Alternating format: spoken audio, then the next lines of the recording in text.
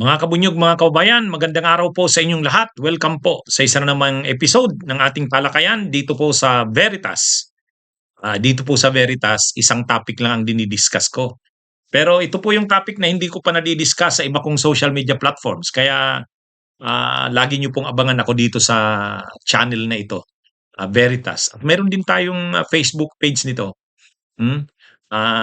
Dito po, pinipilit kong i-discuss itong magandang topic na ito para malaman ng ating mga kababayan ang katotohanan, ang veritas, dahil ang katotohanan ang magpapalaya sa ating bayan. Ito, kapafile lang ngayong araw ng kasong plunder sa ombudsman ni dating Senador Sonny Trillanes kontra kay Bongo at kay Duterte.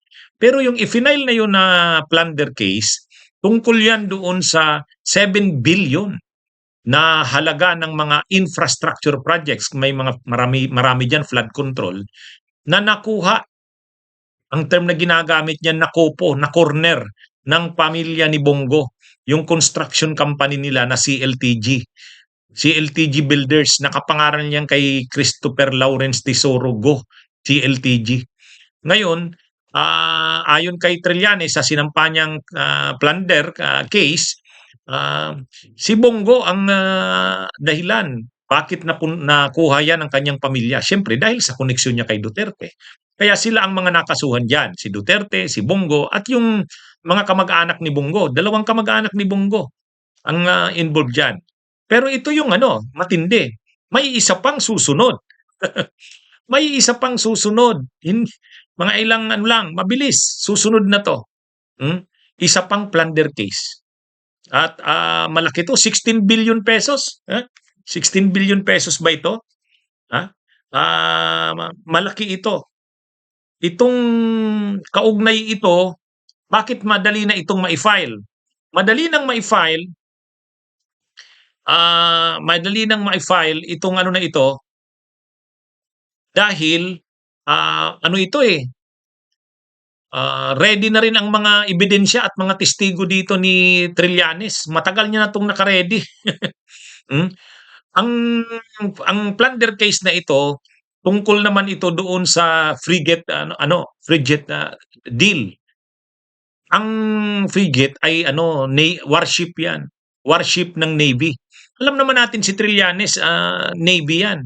Matapos siyang graduate sa PMA, nagpa-assign siya sa Navy. Ngayon, dahil nga luma na ang ating mga warships, ay may problema tayo sa China, luma na ang ating mga barkong pandigma.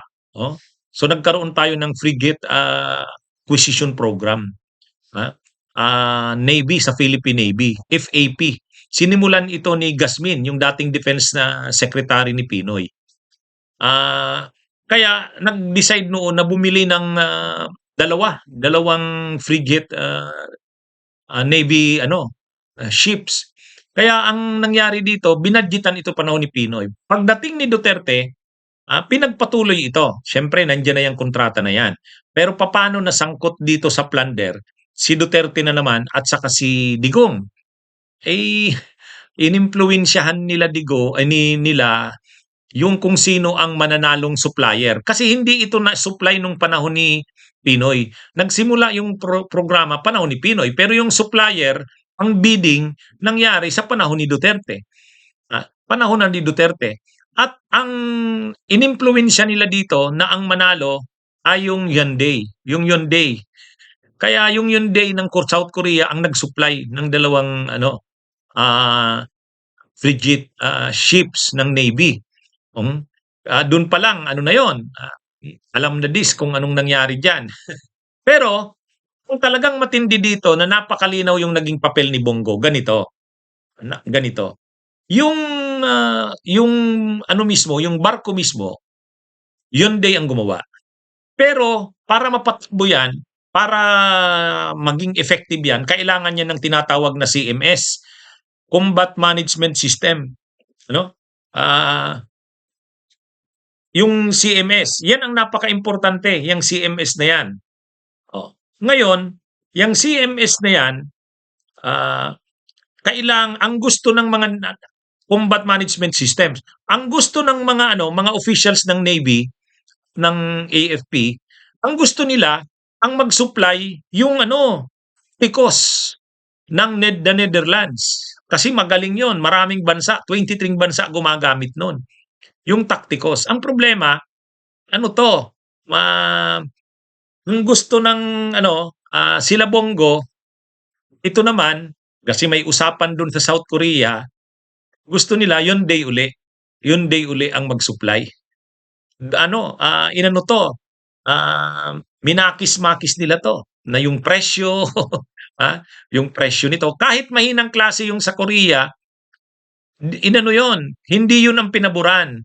Ngayon, paano na punta sa Koreano, sa South Koreano?